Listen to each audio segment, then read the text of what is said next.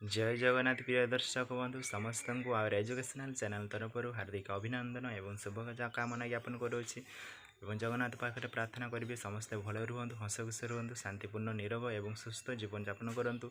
तेणु दर्शक बंधु आज आम एक सुंदर शिक्षा कथा उपर आलोचना करवा समस्ते भिडियोटी को शेष पर्यटन देखिए जहाँफल कथाटी आपंकर कार्य लगे और आपंकर मंगल होगा सहित समस्त मंगल हो।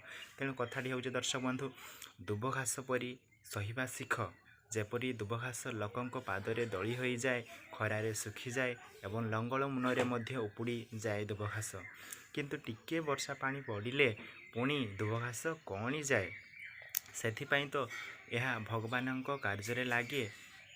तेणु प्रति कार्य दुबघास ही खजा पड़े। तेणु सहिबा लोक ही भगवान भल पाती।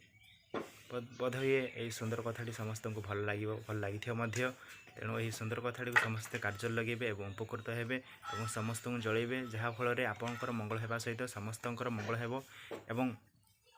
पुणी थे आवर एजुकेशनल चैनल तरफ हार्दिक अभिनंदन और शुभकामना ज्ञापन करेंगे समस्त को समस्ते भल रुहतु हस खुशी रुहतु और निरोग सुस्थपूर्ण जीवन यापन करते। जय जगन्नाथ।